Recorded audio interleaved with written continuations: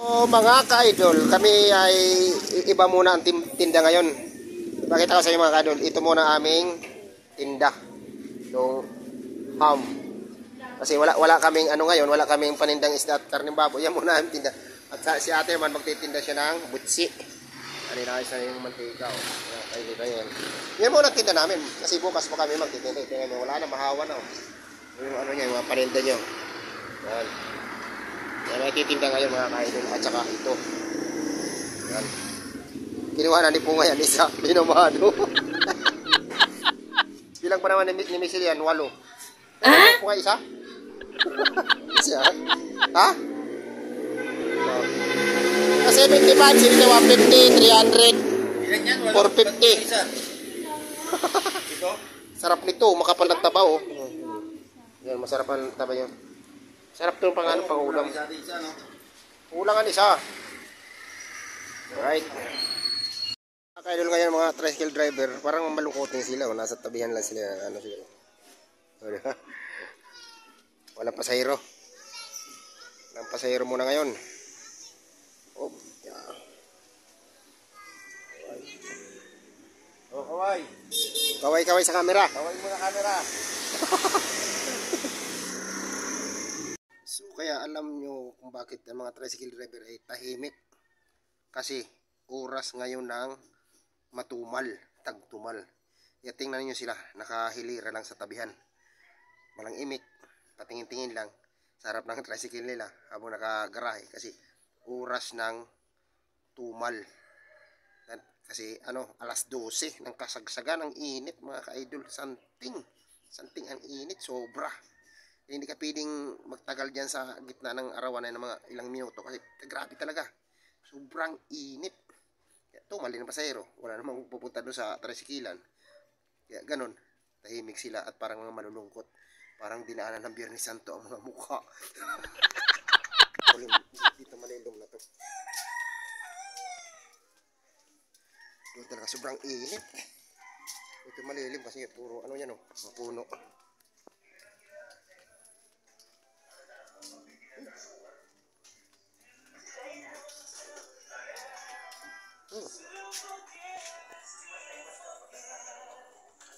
Alam niyo ba mga ka-idol kung gaano kainit ang aking tinatahak ngayon pauwi?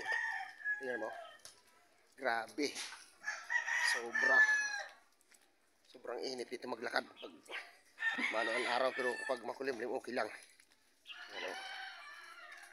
Grabe. Pauwi na mga ka-idol. Bukas lang ako ng tindahan. So, siguro nga, totoo nga mga ka-idol yung sinasabi nila na ang araw ay bumababa. Ang ibig sabihin bumababa, parang bumababa siya ng konti. Kasi nababalita nga na ang ano natin yung tawag nito satellite ng mundo natin ay malapit na yung araw kasi bumaba nga. Parang ito ay masusunog or ninipis. Kaya ang balita ng ano sa Facebook, mapanood nyo sa ano mga balita na yan, kung chismis lang yan or totoo man siya na masusunog daw or malulusaw yung tawag nito, yung satellite ng mundo. Kung magkatotoo nga yan at mangyari nga sa yan, ano na yan, di kawawa tayong mga tao kasi una-una mawawala yung signal ng ating mga cellphone. Pangalawa, wala na talaga kasi isipin mo paano naman yung mga kagaya na sa ibang bansa nagtatrabaho, nagpapadala ng pera pag sahod nila dito sa Pinas sa mga pamilya nila.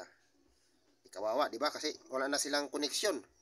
Hindi na sila makapaghulog ng kasi sino kukuha, paano malalaman kung nandiyan na ang pera o saan sila maghuhulog kasi wala nang wala nang net.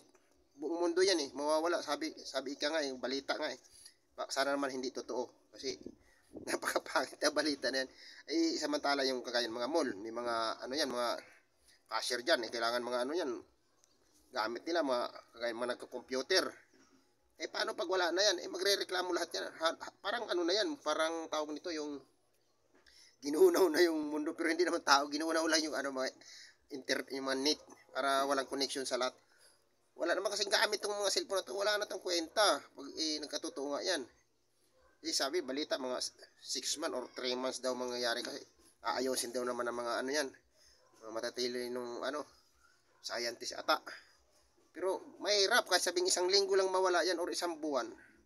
Parang nawala na siya ng isang taon kasi kung isang buwan, matagal na rin yun. So, isipin nyo ha, sa isang buwan na yan, may nagkataon na may magpapadala ng pera sa Pilipinas na galing ibang bansa. Sa isang buwan na yan, may nagkataon na pero magpapadala. Ay paano nila magpadala? Kasi wala naman silang connection. Paano nila ipapabatid na nandiyan na ang pera? Kasi wala man silang hindi na magamit ng cellphone. Yung mga load na yan, wala nang kwenta yan. Mga TNT, wala na yan.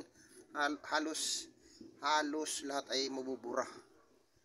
Parang bura ang alaala talaga pag wala nang kwenta.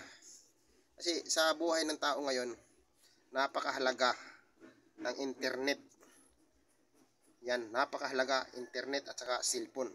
Kasi yung mga kailangan mo na ilalagay sa cellphone, yung mga pang emergency, basta lahat. Kasi isipin mo, GCash, nagkakaroon ng GCash, cellphone. Tapos yung mga larong na yan, yung mga larong pang tapos yung mga number, yung mga contact mo, nasa cellphone lahat. Kaya napaka-importante ang cellphone mga ka-idol. Kaya pag natuluyang magkatotoo nga yung sinasabing sa balita na mawawala yung internet buong mundo, para na rin pinatay yung yan, tao. Kasi napaka-importante talaga ito, internet na yan. Maniwala kayo, kung sino man nakapanood ng video nito, napaka-importante ng internet sa tao ngayon. Buti kung kagaya nung unang tao, kasi nasa bundok sila, wala silang pakialam kung ano man ang mangyayari. Ngayon, yung ating mga kababayan nasa ibang bansa, paano magiging connection? Paano natin malalaman kung ano nangyari doon or kasi buong mundo na yan yung na yan hindi lang dito sa Pinas, pati sa buong mundo yan na lahat yan. Kaya sana panalangin nyo mga kaidol na wag magkatotoo yung na yan, banta at balita at chismis. Naway wag magkatotoo. Kasi napakapangit ang balita na yan. Marami magpapanig yan halos buong mundo. Kasi yung mga negosyo, computer, tapos yung mga sa SM or mga mall, igamit lahat yan. May kuryente. Wala naman net. Isipin nyo nga. Kasi, aywan ko na, baka damay pang kuryente yan pag nawala talaga yan. Kasi bababa na yung siguro may kuryente kasi ang kuryente galing sa yan ay sa kidlat. Basta, siguro, kung sakali pati kuryente ata, wala. Di napakapangit na balita mga kaidol. Napakapangit. Kaya ako sana, wag na matuloy yung balita na yan na mawawala ang internet buong mundo. Kasi napakapangit ang balita na yan. Kayo, papayag kayo na mawala na kuryente? Ay internet yung buong mundo, kagaya na may mga cellphone. Kasi mga gamit silang kagaya ng mga vlogger, kagaya ko. Ako, hindi ako papayag. Una-una, hindi ako papayag. Kasi, ginagamit ko araw-araw to kagaya ng mga, paano ka makapag-edit kaya wala ka naman net? Yung mga, naman, yung wifi, wala namang gamit yan. Yung load ka man, hindi naman kukunik kasi wala naman net. Isipin nyo mga ka-idol, kung gaano kalaki kapirwis yung pangyayari. Sino kaya nakapag-isip na naman ng ganyang, balita na bababaan araw, tapos masusunog yung satellite natin Sino kaya matalinong tao, si Raulo ang nagbalita niyan Walain mo kung pag nangyari nga naman yan o kung nagkatotoo yung balita-balita niya, kawawa talaga. Kasi yan, internet na yan, kailangan ng tao yan. Kasi lahat ng nagalaw dito, cellphone, mga computer, kaya hindi pwede talagang mawala yan. Kaya ako isa ako rin hindi papayag. Pero kung sakali magkatotoo, may pa magagawa natin, di ba? Pero sana wag na magkatotoo yan. Sana hanggang balita lang yan mga ka-idol. Okay? Kaya sana ipanalangin nyo na hindi na magkatotoo yung na yan. Kasi napakapangit. Kayo din, ako, lahat tayo mapiperwisyo. Sakaling totoo nga yung balita na yan. Okay? Alright, kaya thanks for watching my video.